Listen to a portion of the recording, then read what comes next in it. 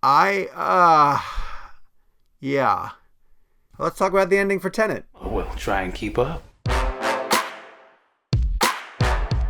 Hey guys, it's Sean O'Connell, the managing director here at CinemaBlend, and I am going to explain to you what happens at the end of Tenet. You probably came out of the movie a little bit confused at what was going on. It's one of Nolan's classic head scratchers. Well, I'm going, so any tips will be welcome. But I think I have a pretty firm grasp on what happened, so let's talk about it in depth with plenty of spoilers. That's your warning. This video is going to have all the spoilers for Christopher Nolan's new film, Tenet. Hopefully you've seen it. Maybe you're watching this just because you want to know what happens in it. I'm going to try to break it down for you. Before we do that, hit subscribe and turn on your notifications. That way, every time we post a new video on CinemaBlend's YouTube page, you guys can come on over here and watch it. Not everybody does. Welcome to the afterlife. All right, let's basically start off with the final mission of the movie, because up until this point, we have been tracking a character named the protagonist, played by John David Washington, and he has been trying to prevent Sator, a Russian arms dealer played by Kenneth Branagh, from accomplishing something. And the bulk of the film, we're believing that John David Washington is trying to stop him from acquiring plutonium. But we end up learning the fact that Sator actually is acquiring 9 pieces of something called the algorithm. Something what? The algorithm was created in the future by a female scientist who we essentially learn is kind of like Oppenheimer in terms of the atomic bomb.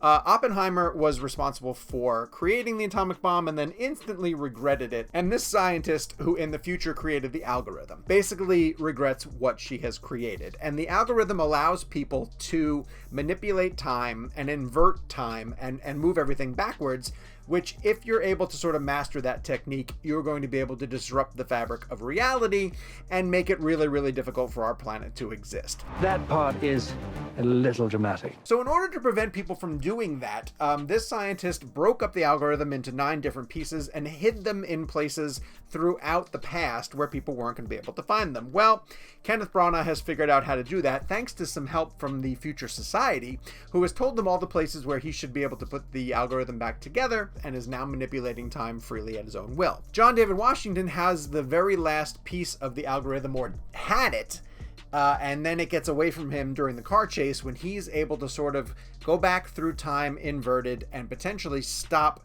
Kenneth Branagh from acquiring it, but he fails.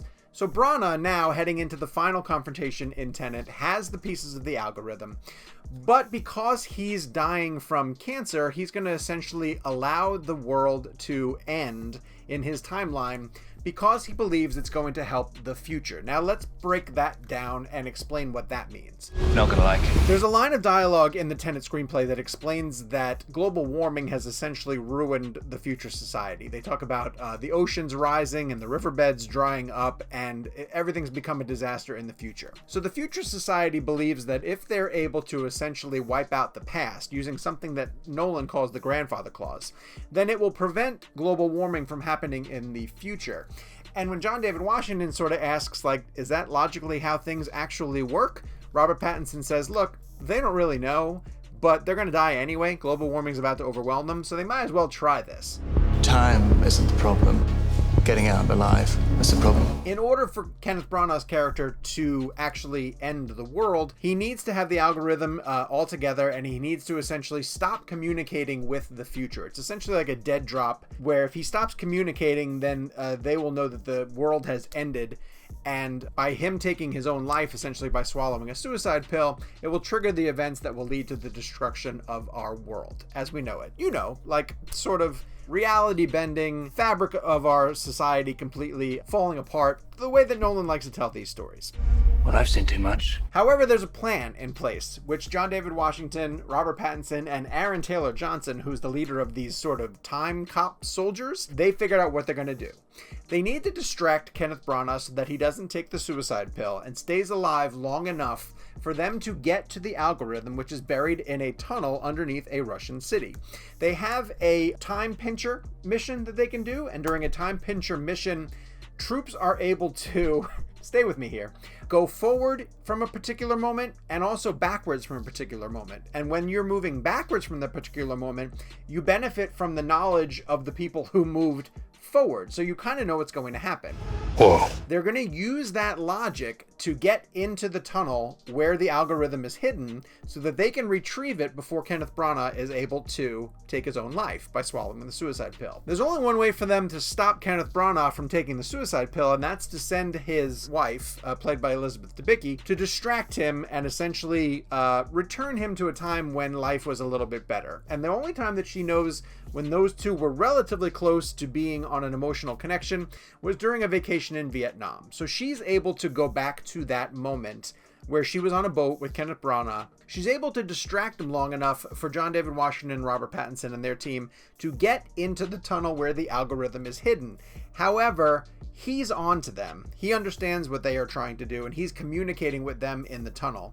But Elizabeth Debicki also knows that she's not going to wait completely for the timer to run out before she's going to take his life. With 10 seconds left, she kills Kenneth Branagh herself, but they're still able to figure out how to get to the algorithm in time without that backfiring because, stay with me here, in a Terminator type way, Robert Pattinson has sent himself back from the future to essentially stop Sador's men at that time in the tunnel and allow John David Washington to return to the surface with the pieces of the algorithm.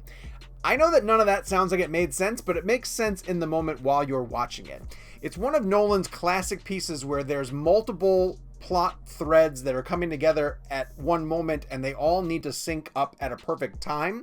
So you essentially have to have Elizabeth Debicki distracting Kenneth Branagh to prevent him from taking the suicide pill. John David Washington and Robert Pattinson and Aaron Taylor Johnson have to get into the tunnel to get to the algorithm. When they find out where the algorithm is, one of Kenneth Branagh's thugs is there to sort of prevent them from retrieving it.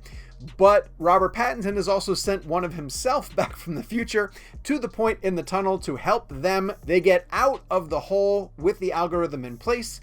They then divide it up into 3 different pieces and they hand it off to each other, and then they go about their way to continue preventing the crimes that none of us are even aware of what are going to happen. Elizabeth Debicki kills Kenneth Branagh herself, essentially reclaiming her narrative and not allowing him to triumph as her abusive husband. And in a wild reveal, you learn that Robert Pattinson has actually been working for John David Washington from the time that they went on their very first mission with the bungee jumping up the side of the building. Robert Pattinson reveals to John David Washington at the end, hey man, we've known each other this entire time, and you and I are actually going to be going on a bunch of missions together. This is the beginning of our friendship, and we're going to be working together for many, many years. He essentially says from a Terminator standpoint, he's Kyle Reese, sent back from the future to help the protagonist get through this individual mission. And they're going to be working together for years to come, but John David Washington didn't realize. He's like, well, who sent you back? And Robert Pattinson essentially like, you did, dude. Like, you've been our leader this whole time. I've just been trying to get you through the mission to get you to the point where you were going to become our leader moving forward. And he says something really crazy, which is, I will see you again at the beginning, which leads me to a theory that my close friend Jake Hamilton brought up, co-host of the Real Blend podcast. He wonders if Robert Pattinson's character, sent from the future by John David Washington to come back to this moment and to help with this mission and to free up Elizabeth Debicki from the constraints of Kenneth Branagh's character, is actually Elizabeth Debicki's son, because she has a young boy who she's trying to rescue from the clutches of Kenneth Branagh. It's the only emotional contact that's keeping her invested somewhat in this relationship. And he's right about the same age that he would be that if he were to grow up and become a time-traveling freedom fighter working with John David Washington, he could be the son who gets sent back to present day. Now, none of that's really confirmed. That's more like wild conspiracy theory type stuff. But I like it. I like that theory a lot. So they succeed in getting the algorithm. It prevents Kenneth Branagh from ending our present day, which in fact is not really helping the future, which still probably could suffer from global warming. But they essentially do suggest that, like, hey, now our story is going to start. It's kind of a funny thing to throw at the end of a very time-twisty and convoluted story. Not convoluted, complicated and challenging, because they're essentially saying, hey, now our missions are going to begin. But that's Nolan. It's kind of the way Nolan works with his mental puzzles. And it's one of the most, once you figure out where everything is going, rewarding ones that I've seen from him in a really, really long time. I'm guessing you guys have a lot of questions. Look, I have questions myself. I'm dying to go back and see this movie a second time because I kind of know now that I get everybody's motivations, it'll snap into place a little bit better, and that's usually what happens with Nolan's films. However, if you have questions, head to the comments down below. I will do my best to address all of the ones you guys put there, and hopefully it's something that we can sort of figure out, because this is the type of movie that the more you talk about it with other people who have seen it, the more it starts to flow more seamlessly in our brains. While you're down in the comment section letting me know what you thought about Tenet and what other questions you had about the movie's fantastic ending, hit subscribe, turn on your notifications. We're going to be talking about this movie for a long time to come and all of your entertainment needs, so make sure you keep it right here on CinemaBlend's YouTube page.